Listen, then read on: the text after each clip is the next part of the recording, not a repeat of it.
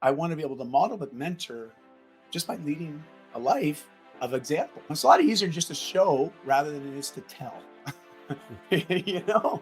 And so, for my wife and I, it's really is we want to inspire a million role models because we get a bunch of other people out there modeling and mentoring the right habits. And I don't even want to say the right because that implies that there's wrong habits. I think there's habits that hold us back and there's habits that move us forward. But the right things to help you get to where you want to get, that gets us very excited because we know it's a big ripple effect.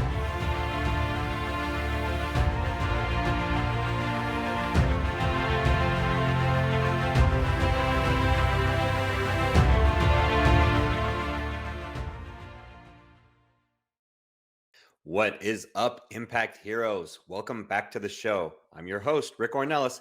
Thank you for spending some time with us today because we know time's a valuable resource and we're going to make it worth your while.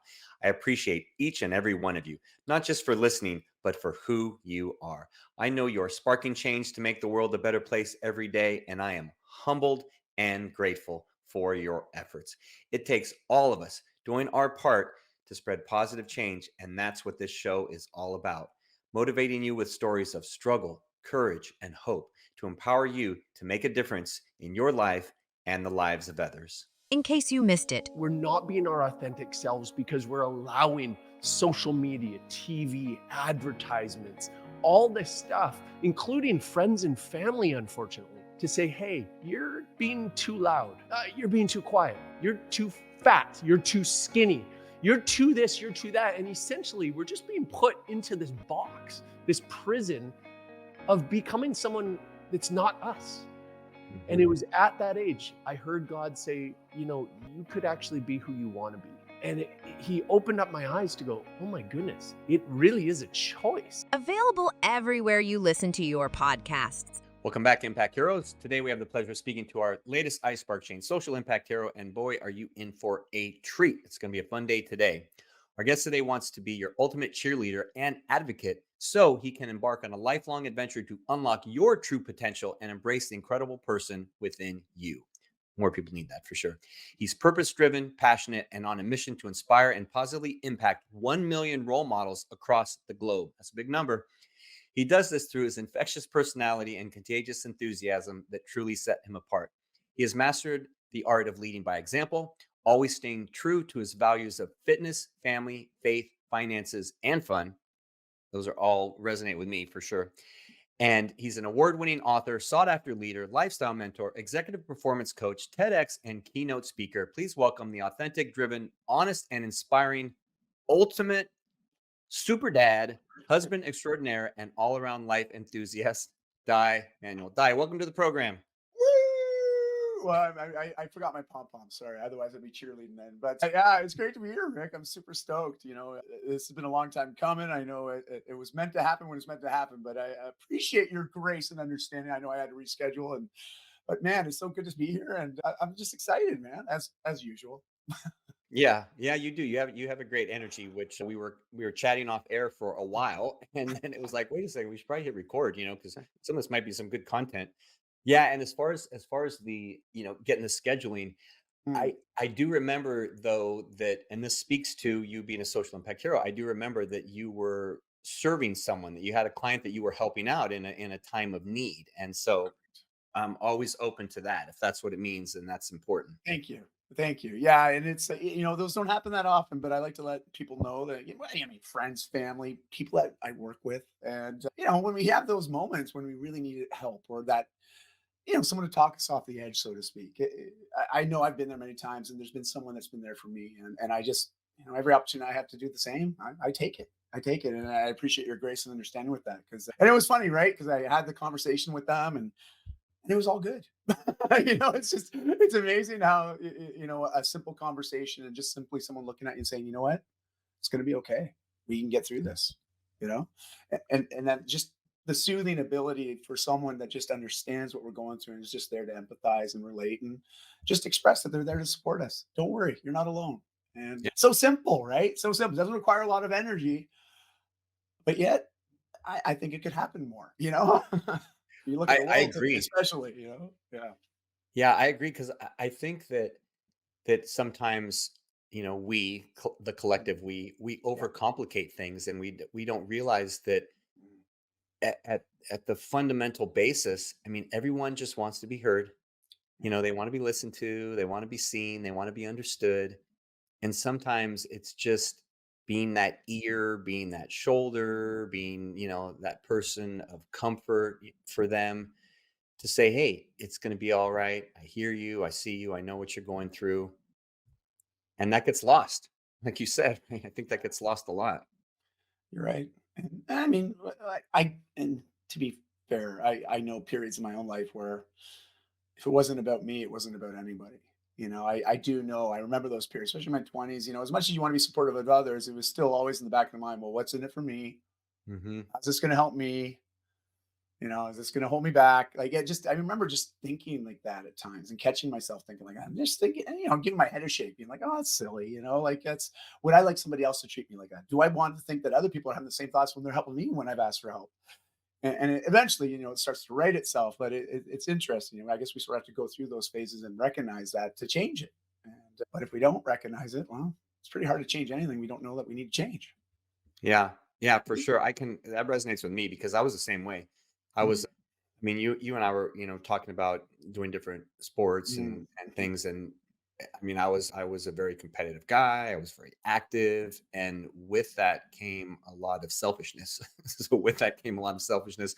Just like you said, I just, more about, it's about me and listening to that station. I think it was, I don't know if it's Les Brown who said this, or that mm, everybody likes to listen to WIIFM. What's in it for me, and and the unfortunate thing is that in today's world, I think, like you said, there are a lot of people that get stuck in that, mm, and if it took me a while to figure that out, and family and the grace of having some young lives, some young girls to take care of, like yourself. We both are fathers of daughters.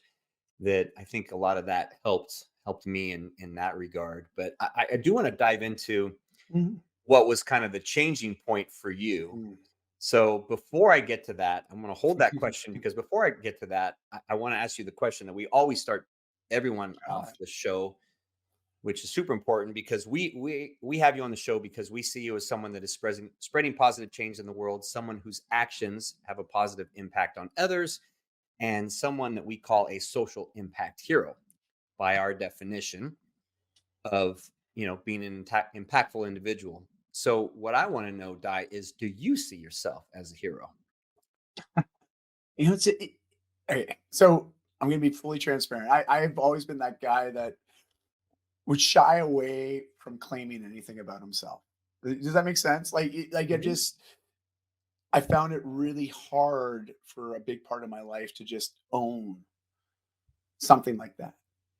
And my Hmm. wife always says, and like I'm my own worst self-publicist, promoter, right? Like I just don't really talk about a lot of things. So even when I hear people read some of my sections of my bio, and you had a great introduction today, I was like, oh yeah, I guess I am kind of all those things. And again, there's still that little part of me at times that just questions it, right? And which is weird because I've done it. That's just part of my life experience to date, and I should be okay with just talking about that. And so it's been a process, a number of years, really just accepting that and owning it, but also being proud, but without the expectation being cocky. Because, and I'm only saying this because I know in my early 20s it would have been on the other side, the other motivation. It was like, look at me, I'm the guy, I'm the dude, and a lot of that was driven based on just the kind of men that I hung out with. To be honest, Hmm. like drinking was heavily normalized, so I started to develop an alcohol problem and started having young kids, and the problem was still persisting. But there was a shift that happened about 15 years ago where I moved away from alcohol very consciously and intentionally to start to really explore what does it mean to be the version of me that I've always wanted to be. I always Hmm. used to say I want to be a great man when I get older. What does it mean to be a great man? Well, I think it means being a great dad, a great husband, great provider, a great community supporter. Like it really just started to Hmm. qualify and quantify what that could look like. Hmm. Very intentionally trying to create a very clear vision and then start to do the things that I felt would bring me closer to that vision. And one of which gave me great fulfillment. It also distracted me from the alcohol And that constant thought in the back of my mind that I needed alcohol to connect with people. That was a belief that I had. Yeah. And that I believed if I didn't have it, I would not connect with people. And ultimately, people would learn the truth about me. Maybe I'm not a very interesting person to hang out with. Yeah. And again, these are all the things that I believed, right? Up to like Yeah. 32, when I decided I don't want to believe that anymore. I want to see what happens if I just say no to that, so I can say yes to this other stuff. Long and short of it, I started to just serve communities. My wife and I started creating free groups, online and offline, to just serve people, Hmm. specifically around health, nutrition, and mindset. And I realized very quickly, gosh, this makes me so happy. I feel very joyful, but I'm also feeling most fulfilled I've ever felt in my life. Yeah. And I told my wife, I want to do more of this. Does that make me selfish? Yeah. There's that sort of paradox, right? Where we're like, well, I want to help these people, but I'm helping them only because it's making me feel really good. And I'm appreciating who I'm becoming. And sure enough, it's really just become a staple for us. It's just who we are. It's one of our pillars. Community is Hmm. a big part of our life. And so to answer your question, sorry, it's a long about way to answer it. Had you asked me 15 years ago, Rick, I would have had a very different answer. The Hmm. version of the man I am today, I will own it and say, yes, I make a social impact, especially in my local communities. And I do it with the help of my wife. We have a great partnership, and we support one another in doing that. And it's great. I get so much fulfillment from it. I appreciate the answer, and I appreciate the honesty in your answer, because I've had a lot of individuals on this show that, their first response is, "Nah, I don't consider myself a hero," and then they explain why they don't consider Right. themselves a hero. And even aside from the show, just people that I've tried to connect myself with for, the past 3-4 years, that I when I have been on this, current path that I'm on, and with iSpark Change and everything, Mhm. is that I've met some phenomenal people. I mean, hundreds of people from all across the globe that are doing incredible things, and helping, millions of people, and everything like that. And I would say that the majority of them, if not all of them, agree with you that helping others, it's funny that people don't realize this, and people, just think about themselves. So many individuals on this planet, is that it's like the best drug in the world, natural drug in the world. You start helping people, you start serving others, you start doing things for others, and that fulfillment, that reward that you Mm, get, it's tenfold, 20-fold, 100-fold. And and so the individuals like yourself that come to that realization, I mm. don't necessarily know that it's selfish. I know that I it, know. it is self-fulfilling, right? It is Yeah. self-fulfilling, and it is rewarding. And and I would say that I see that as a gift. I mean, the old cliche, right? It's better to give than to receive. I see that as a gift that I think is our reward for choosing to go against the norm, right? It's easy to Mm, say, like, oh, I just want to do something for myself. yeah. It's harder, and I don't know what your spiritual beliefs are, but it's Mm, harder, as like it says in scripture, to go the other way and let's do something for mm, others. And then when you do that, you get a greater reward. So I think that's like, hey, mm. yeah, you're going to choose the harder path, you're going to get the bigger reward. It's just difficult to see that up front Yes. on the surface. It's very well said, and you're absolutely. I think it's 100% correct. And I think it's a. I mean, you know this better than I, based on all the conversations and your own experiences, and just collecting these stories of other people's experiences. There's a common theme here, and it wasn't not until a number of years ago someone turned me on to the hero's journey, Hmm. and just that whole concept of the hero's journey. And when you look at just the type of narratives that we're used to seeing in movies and in books and in fiction, but even in real life, okay, there's some common themes that we see recurring. But when you look at that story arc, it's usually us dealing, starting off on our own journey. Hmm. And if we're fortunate, we meet people along the way that shift our perspective and shift that journey for us. Hopefully in a positive way. It doesn't always work that way, but Yeah. hopefully in a Yeah. positive way. And inevitably we continue upwards in this hill. And it's never ever easy, might look like a very simple path, but that doesn't make it easy. You still got Mhm. to choose to show Yeah. up a certain way, believe a certain thing, act a certain way, support a certain way. Like there's certain expectations that I think we put on ourselves when we're on that journey. At least I know for myself, my own standards are pretty high, but Mhm. also I look at my daughters and I'm like, well, if I'm the first representative of what a man is, I'm going to put that bar as high as possible. Yeah. Yeah, Because I'm absolutely. like, girls don't settle for less, And that was my Mhm. wife that asked me 15 years ago. And this is like really a very sobering question. But she asked me, she said, Di, are you being the type of man that you would want to marry your daughters? That's a good one. Oh, Rick, when she asked me that, I was like, I mean, I was literally stuttering. I'm a guy that worked in sales for like most of my adult life. Usually I have an answer for everything. I Mhm. had nothing, nothing, Mhm. because I knew she was absolutely correct. And yet, us on this hero journey, in a way, she was that one question in that moment was that shift I needed. And sure enough, I continued upward that hill. But by the time I got to a certain place where I was like, wow, so much is positive has changed. I feel very different. I feel like a new person now. You inevitably got to look back and you got to look at how far you've come. But when you look down at the bottom of the hill, there's a bunch of people walking around aimlessly thinking, geez, look at that hill. That's pretty darn big. I don't think I can walk up that. Mhm. And then we feel drawn to go down and now help them, Yeah. at least get started, and when I was told this and really walked through this idea of the hero story, I was like, wow, I could see the parallels in my life at different periods. And it just sort of made things click. But it also, I tell everybody this: if you ever read or do research on the hero's journey, it will ruin every Hollywood movie for you. Every one, because it Yeah. becomes very predictable, these story arcs. And it's why Uh-huh. they're very popular because they follow a formula that we're all very used to and we expect. Yeah. So that's the only warning. Yeah, exactly. And I learned that as well. And so I kind of analyze all these things, and I'll often, turn to my wife and be like, "Oh, this is what's going to happen next." And sometimes she likes it, sometimes she bugs it, drives her nuts. Yeah. But I think one thing about the hero's journey is going back to the point that we were both making a few minutes ago about us receiving those gifts and helping others, is Mm, that's a big part of it, is to come back and bestow those boons of what you've learned, right? To bestow the knowledge, the wisdom, to make it better for the other people that are coming down that path that you've already traversed, and tell them how to slay the dragon that you've already slayed, or yes.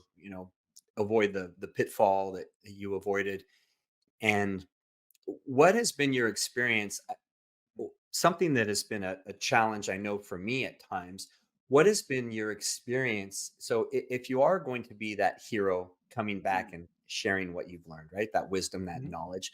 What has been your experience with individuals that don't want to hear it, or they mm. don't believe it, or they say, "Oh, that applied to you, but that doesn't apply to me," or they're not in the right place to, and they want to fail on their own. They want to go and do it before they learn. What's been the way that you've coached or mentored or spoken to those kind of individuals? That's a great question, Rick. And I bet we have very similar answers. And you've probably received a lot of similar answers to what I'm about to share. But for me, the way that I've experienced that, it's been very interesting because, when I first came to this realization of helping others and how it made me feel, but also knowing that I had a certain amount of wisdom, that knowledge in action. Now, it didn't always work for me, but the stuff that did work, I knew it could be duplicatable. It could also probably help others, at least others that are on similar journeys or want similar things. There's got to be some parallels here. There's got to be some valuable nuggets that will at least support them enough to get them one leg up, over that next bump. Hmm. And when I came to that realization, I was like, wow, look at all these people that we're helping. Well, the thing was, the people that we were helping, they actually came to us asking for help. So they were in a position where they're like, you know what? We want to make some changes. We know it's been hard for us to make these changes. We've had some success, but inevitably we've regressed again and again. Hmm. Maybe it's good if we get some support with this, and especially in the health space, fitness, nutrition. I Yeah. mean, be honest, there's a lot of confusion out there because there's so many differing opinions. I mean, so many different diets. Like, which one do you pick? And decision Yeah. decision fatigue is real. People are like, I'm going to make the wrong decision because I've made lots of decisions in the past, and look at me now. I gained it all back and then some. I mean, it's clearly not working, Yeah. and that's the way they feel. And so we realized, because early on I believed, oh, there's a person. I know I could help that person. They're walking with a bit of a limp. I can tell that their gait's a little bit off. Maybe I'll go talk to them, talk about, do you know what an IT band is? You know what a roller is? Like just I've got some free videos on my YouTube channel. Just go watch Yeah. them, man. Like it will help you. You're gonna feel better. And people will be like, I didn't ask for that. It's unsolicited. It's like, and people actually take offense to that. And Hmm. I forget about that because I mean, at 15, I was morbidly obese. I was a big Wow. kid. 5 years of my life, I lived in a big state of unhealth. That was my normal. And sometimes I forget what it was like because it took me 5 years to get that large. But when I made the decision to make some changes, it took me just a little over a year and a half to release the weight, to develop a new lifestyle and a new outlook. Yeah. And I like to let people know that because when you decide to make a change, it actually can happen pretty quick, Hmm. but they have to decide it. And I have a little thing as well, though, because there are some people that ask for help. Then you offer the mentorship, you offer the coaching, you offer the support, and then they do nothing with it. Yeah. Yeah. Those individuals, my wife and I called ask holes. Yeah. Yeah. Like just because it's like, listen, you've asked me this question. Like, I swear you asked me this a year ago in an email, and I'll go back and I'll find the email and I'll re-forward it when they ask the question again, maybe on a Facebook Messenger, right? And I'll be like, hey, I'll send you my email I sent you a year ago when you asked me this before. This is Yeah. not to make you feel bad, but I want to let you know there's a pattern here. Hmm. There's a pattern, and I want to help you Yeah. with this pattern. Let's interrupt this now. And anyway, so that's sort of my long-winded answer to your question is yeah, we love helping people, but I don't help people that don't want to be helped. I can't, and because I found it Yeah. was such an energy drain, and I used to beat myself up over it, Rick. Like I really did. I feel Hmm. like I was the one that was failing, Yeah. and Yeah. it Because you wasn't me have at that all. servant heart, right? You Yeah, have that servant heart. So you're like, hey, I yeah. can help everybody. Why don't they want to listen? Why don't they want to let me help them? And I think you touched on the most important point there, Di, is that they have to want to be helped. They have to get to that point. And unfortunately, to equate it to the hero's journey, right? If the hero's journey is Mhm. this timeline, unfortunately, that some people have to go pretty far down, have passed a lot of challenges and problems before they finally say, okay, now I'm ready. Whereas some people, they'll be early on and they're like, hey, I want the shortcuts. Like, give me the Yeah. shortcut, help me, figure out how to get there quicker and everything. And so it's kind of a mixed bag of who ends up on your doorstep. And then it's just a matter of, helping who you can that's ready at the right time, I guess. No, you're right, Rick. And I mean, I just look at like since Ozempic's come out, the amount of messages I've received, people just asking my opinion of it. I'm like, well, like, listen, anything that promises like instant short-term gratification, you just got to question what's the long-term effects. Hmm. Like, I'm not going to speak ill. I'm not here to villainize that. I'm not here to say that's bad. Don't do it. I don't know enough. The research I've done, it does affect your brain chemistry though, and your hormones. So yeah, Yeah. risk is up to you. I mean, is it worth it? Is it worth the risk to get that instant benefit? It's Yeah. like because you can achieve this. I truly believe you can achieve it without that, but it's not going to come without a bit of work. And Hmm. but so many of us want instant gratification. I mean, look at Amazon's completely retooled how we shop now. Yeah. Like, oh, you mean I got to push a button twice to order this? What? I got to Yeah. wait 2 days? What? Like Yeah. it's incredible just how we've shifted culturally, especially in the developed countries in North America specifically. Like it's wild. Like the fitness industry is no different. I Yeah. mean, 5-minute abs. I'm like, what? Like, anyways, I laugh, right? Because being someone that's also been in the equipment industry, I've seen a lot of fads come and go. you Oh, know, yeah. shake Same here. weight, anybody? Shake weight? Like, oh my gosh, it's crazy, right? So, anyways, I digress. So share. Okay. So it's hard to imagine you being morbidly obese. So Mm, what was I'm always interested in those turning points, mm, those the line in the sand, the thing yeah. that was the impetus to change. You mentioned earlier about the drinking. You mentioned about Mhm, your wife saying what type of father would or man would you want to mhm, demonstrate for your daughters, and then the obese. So what was the turning point for, you can pick any one of those, but what I sure. specifically thought of a question is with regards to your weight, right? What Yeah. was that turning point where you said, hey, I need to change. I Uh, need to, I'm not where I want to be. Well, and it was interesting because, and I'm not here to throw my parents under the bus, okay? So it was not their fault, but did they enable me? For sure. Was I difficult? Yes. Did I want to change? No. At least not until I had that realization, after about 5 years of just sort of eating my emotions. My parents separated and divorced when I was younger. I was just under 10. And that rocks my world. Now, again, I'm going to totally date myself. That was around 1985, people. All Mhm. right. And for some of you listening, you may not have been born then, but I'll tell you, there was quite the decade. But when it came to relationships, especially around marriage and divorces, divorce was still quite stigmatized back then. Mhm. And I'm not saying there's not stigma associated with that. Still, there is, but it is much more normal for people to separate and divorce now than actually remain together, which is another startling stat I don't want to get into today, but it's alarming to think that, and Yeah. especially the effect on families when they have children. Because I came from that, I know what it was like, and there was no resources, there was no support, and in fact, there was only one other kid in my class that didn't have their original parents. I mean, there was 30 kids in our class, right? Like, Mhm. so we were very much in the minority, and I internalized. I went inward, and I learned very quickly I could also manipulate my emotional state, how I felt, through food. And it wasn't me sitting around Rick saying, "Hey, Rick, pass me another helping of salad, please." I mean, that never crossed my lips ever.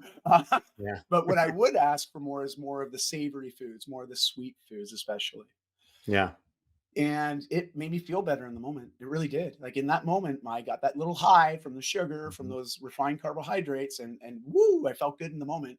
Sure enough, half an hour later, I had needed more to keep myself in that state. But here was also the thing: during that time, while I'm eating like that, I'm watching movies and playing video games. 5 years, that was my lifestyle. Okay. And Yeah. I don't need to do the math for you. I gained a lot of weight. And at age 15, I remember being at my dad's one weekend. We'd see him every other weekend.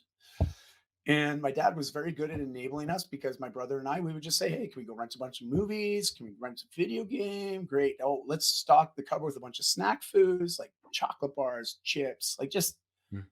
and my dad just, again, we see him every other weekend. So he wanted to say yes to us when we'd ask for Mhm. those things. I appreciate where he is now, like where he was, and being a father of two daughters. And I know what it's like when teenagers are asking you for stuff. It's like, I want to give it to them. I want to Mhm. be able to provide for them. I don't want to say no all the time. I don't want to be the no guy. I don't want to be a no dad. I want to be a yes dad, within reason, of course. Yeah. And so my dad, was enabling that, but my mom was too. And I felt extremely depressed. I had suicidal ideations quite Mhm. frequently. Never acted on it, and I want that to be clear. I never acted on, but I did have the ideas quite frequently. Mhm. The ideas of just wanting to disappear and not wake up the next morning. Yeah. Because I believe that would be easier than going to school and seeing the people snickering at the lockers. I knew exactly what they were snickering at because I would turn and they'd look away right away. And I knew what was going on. I'm not an idiot. Like, Yeah. I'm observant. I can see what's going on. And that made it even harder. And that day at my dad's, it was the craziest thing. I was having a shower of all things, and my dad would often tell us Saturday morning before we go out, have a shower, get clean, and we'll head out after. And I'm in the shower and he's knocking on the door. He's like, "We got to get going." I'm like, "What do you mean? I just got in here." Like, we usually have a lot of time before we have to go. And he's like, "Well, no, we got to get someone like the bowling alley or something." I don't even remember what it was, to be honest, Rick. But he's Mhm. hammering on the door, like, "Hurry up, get out." And so, only in there for a couple minutes, quick rinse. I hop out. Now, here's the thing: I was so good at doing this because I hated to see my own reflection. I would often stay in the shower a little bit longer, turn the heat up really hot. So by the time I get out of the shower, the window would be covered in condensation. Ah, yeah. Like, I gamed it, man. I was really good. And also, there's only like two photos of me, literally from like 11 to 15. That's all we could find. Literally two photos of me in that state of unhealth because I would avoid cameras. Like, thank goodness, back then I didn't have to deal with social media like today. I don't know Mhm. how kids do it, man. Like, it's just, that's again another conversation, right? But I mean, people have high digital smartphones right in their back pocket now. I mean, I'm like, Yeah. whoo. Back then, I mean, you were lucky if you had a little Kodak quickie, right? So, Yeah. and and so I got out of the shower and I saw myself, and I don't know what happened, but I just remember breaking down in this ugly, ugly cry. Like the ugly sob, uncontrollable, where Mhm. everything's jiggling, everything's leaking, and it was extremely cathartic. and it must have lasted a few minutes. Got myself together, and there was this clear realization that if I don't make some changes now, by the time I'm 20, because it was right around this time that I was also meeting with guidance counselors. They're starting to ask you big questions about your future. Mhm. Parents start asking, "What do you want to do after you graduate?" And I'm like, "Geez, I don't even know what I'm going to eat for dinner tonight. Like, you're asking Yeah. me what I want to do with my life." And when the school started asking those questions, I started thinking about things I want to do. Graduating at 18, what am I going to do? Like, I don't know. But I know if I'm like the way I am right now, it ain't going to be much fun. Mhm. And in fact, if I'm that naive that I think if I don't change my habits right now and I keep doing these habits for the next 3 years before I graduate, will I be better off then than now? No. Yeah. And it was in that moment I realized I was actually more afraid of the potential future of getting larger and unhealthier than the idea of actually trying to figure out how to make my situation change. So it was a very much a fear-based decision. I let people know that. And, like, I mean, I'm 15 years old. I was afraid of never having a girlfriend, never having somebody that wanted me. Yeah. I was afraid of not ever wanting myself. And it was like literally like that. I went out and I asked I got dressed first, of course. I went and saw my dad. I'm like, "Dad, I want to get healthy." And I literally grabbed the rolls around my belly and I'm like, I don't want this anymore. Hmm. And there was this look in his eye, and I knew he was really happy, but he was trying not to show it, right? He was like, he's like, whoa, okay. He just said that. He said that. It's not us saying, "Hey, my Mhm. mom, my friend's a dietitian. Why don't we get you to meet her for a coffee, or go meet her, for whatever, coffee, tea." Her friend has a coffee. I wasn't drinking coffee back then, but there was Yeah. always this intention to get me to meet people, to do things to get me healthier. But I never wanted that because every time they told me that, I thought, you just think I'm fat. You Mhm. think I need to change. You don't think I'm good enough the way I am, which is silly, but that's how I felt. Yeah. And sure enough, Rick, So my dad says, what can I do for you? And I'm like, I want to buy a bike. Can we go get me a bike? I used to like biking as a kid. Can we get one? My dad's like, yep. That afternoon, we went out and got me a bike. We got home. I went for a 3-block bike ride. Okay. Like 3 blocks. That was all I could handle. But then I went out the next day, went a little bit further. Next day, a little bit further. And then eventually I got to a place where I was going out for a good hour. And then I'd go to the library with my backpack and I got books out on nutrition and mindset, and lifestyle and like Arnold Schwarzenegger's Encyclopedia of Bodybuilding, like reader books, like all these different books. And my kids still ask, I was like, Dad, you should have just Googled it. I'm like, I'm older than Google, guys. yeah. Like, Yeah. you don't No Google back know. then. Yeah. And so it was literally about 20 months to release most of the fat. And at the same time, I had retarded my hormones quite drastically based on the unhealth that I was. So at 15, I was a late starter with puberty. So once I started Mhm. exercising and changing my nutrition, my hormones all of a sudden self corrected.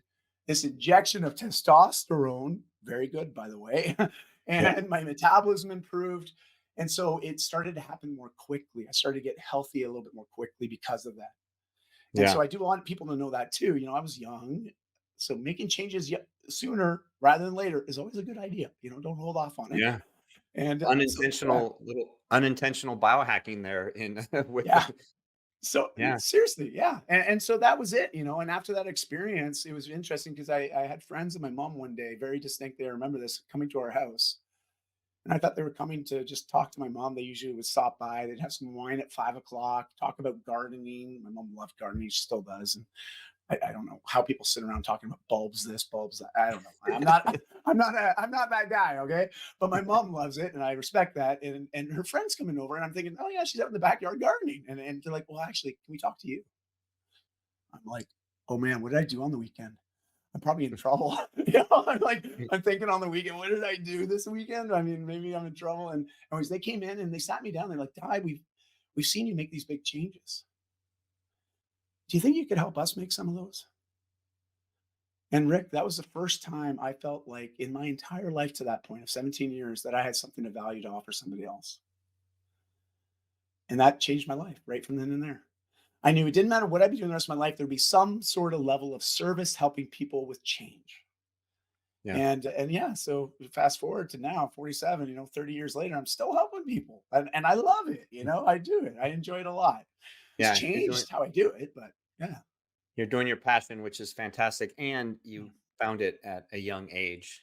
Obviously, Thank there you. was some refinements, right? Some Oh yeah. hero's journey along the way in figuring out that path of, to get to where you are now. Still a Couldn't make any refinement. money as a personal trainer. I was a really bad personal trainer when I was younger because I was the guy that would believe no pain, no gain in my naivety at 19, 20, 21. So that's why I got into equipment sales, which is commission based, which was awesome because I'd never done that before, but it's performance based. Meaning the more Yeah. people I help, the more you're going to pay me. And they're like, yep. I'm like, sign me up. Yeah. So, Yeah. and Good it's good. motivation. Yeah. So, what would you say is you've talked a lot about serving people, you've Mm, talked a lot about helping others, and that's near and dear to your heart. A big part of being what we call a social impact hero, which is an mm. acronym about honoring your purpose and engaging your audience in your mission and rippling your message, spread positive change, and opening your heart to the world. And I think you do all of those things. So you represent a hero in Thank you. our book. What would you say a big part of that fulfillment and Mm, everything is purpose? So what would you say mm. is your current purpose? So there's a few different ideas that come to mind with that, and it definitely evolves as I evolve. It sort of changes a little bit of direction, but it still involves making impact in people's lives, and it's this ripple effect. And so when I share this idea of wanting to inspire a million role models globally, Hmm. why I specifically say role models is when we think about how we learn. And I mean, neuroscientists know this, they've documented it very well. But the two primary ways we all learn as human beings is through modeling and mentorship. That's Hmm. it. And so for me, it's like I want to be able to model but mentor just by leading a life of example. It's a lot easier just to show rather than it is to tell. you know? And so, for my wife and I, it's really is we want to inspire a million role models because we get a bunch of other people out there modeling and mentoring the right habits. And I don't even want to say the right because that implies that there's wrong habits. I think there's habits that hold us back and there's habits that move us forward. And so, but the right things to help you get to where you want to get, that gets us very excited because we know it's a big ripple effect. And Hmm. that's how we truly influence change. So yeah, ours is often done through inspiration, motivation, and education, but always centered around community. And that's the big what's got me going these days. Yeah, it's fantastic. Inspiration, innovation, and motivation. I love all of that. So I'm glad you brought up ripple effect because Mm, that's something that we always ask about on the show mm, because we've coined a term for at iSpark Change called a spark moment. And a spark mm, moment are those moments in life where our actions have a ripple effect that goes far beyond the initial act. So that act is essentially that spark, that that initial catalyst that drives something forward. And it could be some way that you've impacted another individual or that they've impacted you. So share a story of positive change that's an example of a spark moment that you've had in your life or in your work where someone impacted you or you impacted someone and maybe you didn't see the ripple effect right away. Maybe it took some time to see, or maybe you mhm. still haven't seen it yet, but it's going to have a big effect. E- Well, so I'm going back a number of years here, and while I was still, I co-founded my last company, and before I left that, exited out, my wife and I started running what we call Sunday Fun Day Throwdowns. Hmm. And because I recognized, as much as we were just getting into CrossFit, but we were already into functional fitness and lots of stuff. Because again, like I mentioned, I had an equipment company, so I was selling lots of fitness equipment, all these big toys, right, and fun Hmm. stuff. And but we had a nice little training area. It was really to test equipment in the back of one of the stores, and we decided that well, so many people are intimidated by fitness. Like they just are. They're intimidated. They're not going to go step inside a CrossFit gym because they're going to Google it. They're going to look at a YouTube video and be like, hell no, I'm not going in there. Like, Yeah. and fair enough. I didn't Google it before I went. I had a buddy invite me. I just went in blind. And that was Yeah. probably the best thing I could have done. Yeah. But we decided that we wanted to make fitness fun, but also accessible to everybody and all bodies. So Hmm. everybody, but also everybody. And so what we started to do was host these free Sunday morning workouts. There was no hidden agenda. There was no pain or donation. There was nothing. It was just show up with a positive attitude and be ready to support others. Hmm. And we're gonna have some fun. And it started out, I remember the first time, I think we had 6 or 7 people show up the very first time. We put out to our social networks and, invited people to show up. And the next weekend it doubled. The next weekend it doubled again.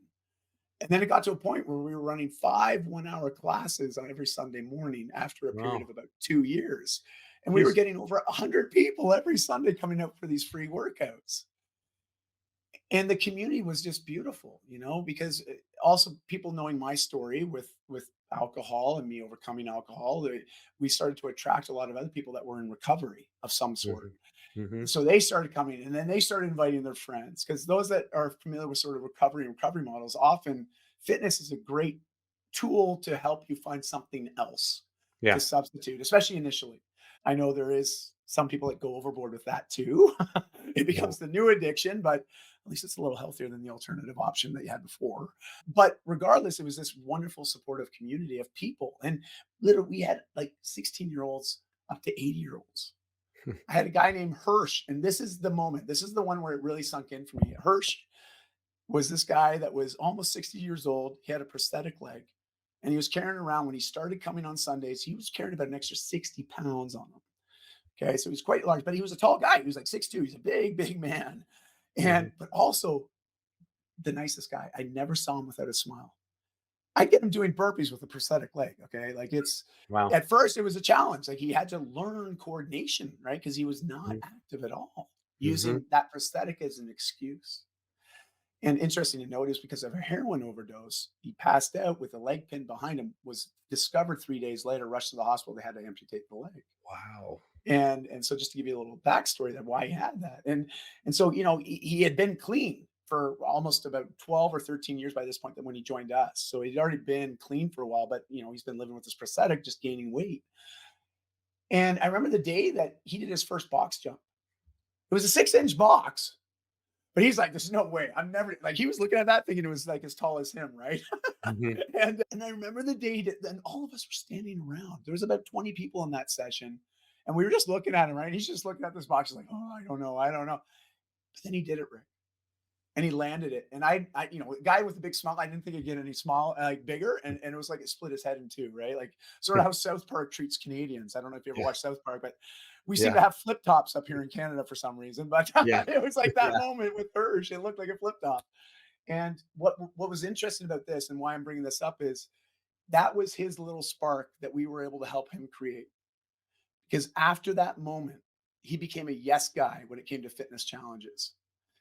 We started recognizing, in the nice weather here, we're like, we don't want to work out indoors. So we started organizing Sunday Fun Day. We'd go do different things, different hikes, go to a park, do a workout there, Mhm. doing more things outdoors. There's something in Vancouver called the Grouse Grind. This is 2.9 kilometers straight up a hill. It's nature's stairmaster. Hirsch never had done it. Always said, "There's no way. That's just too intimidating for me with my leg." But he said yes this one day when all of us went as a group. Now, this hike normally takes people on average about an hour to an hour and a quarter to do. Took Hirsch 4 hours. Wow. But I'll tell you, when he got to the top, and we had about 50 of us near the top there to celebrate him when he ascended, again, that smile was there. But he had done something that he honestly felt he could never do. And it was in that moment, it was just like, wow. I felt so fulfilled at that moment. That it was sort of that moment where everything crystallized for me. I was like, this is awesome. Because we always Yeah. talk about it. It's like, we just want to impact one person, one person. And sure enough, we do that. But it felt like this is why I was here. I was here to help Hirsch, do this. And Yeah. and then he went and did Tough Mudder with us a couple times after that. Like, it was crazy. Now, unfortunately, he relapsed a number of years ago, and unfortunately OD'd. There was a Wow. fentanyl incident, which is very sad. All of us were really rocked in our community, but because he'd been clean for about 18 years. But none of us knew. And yeah, it was pretty hard. But regardless, those moments that we had with Hirsch were really special, and it forever changed my life. Yeah. Good example of a spark moment. Thank you very much Yeah, for sharing that, Di. thank you. Well, before we wrap up here, I know our audience is going to want to learn more about you. So, where can they connect? Where can they learn more about your podcast, the 2% Solution? Oh, thanks. Oh, thank you, Rick. Yeah, it's a new process. I wrote a book a number of years ago called The Whole Life Fitness Manifesto, and in it talks about this idea of a 2% solution, which is, I just invite people, commit to 30 minutes a day, no matter what, non-negotiable, to do the things that that moves your life in the direction that you want it to be moving. That's it. Simple. But the 2% solution is all about that. It shares great ideas, concepts, information to help you leverage that strategy to get the results that you want in life. And I get to have great guests on, and everyone hear it now, but Rick's coming on, so he already agreed, so he can't. It's on the record now, so no backing out. But I'm very active on Instagram, Facebook, and LinkedIn. My name is pretty easy. It's also very unencumbered when Yeah. it comes to social because it's so weird. Dai is Welsh for David. You spell it Dai. Manuel is a Portuguese last name, Manuel. If you can spell that, even if you get it close, you'll find me.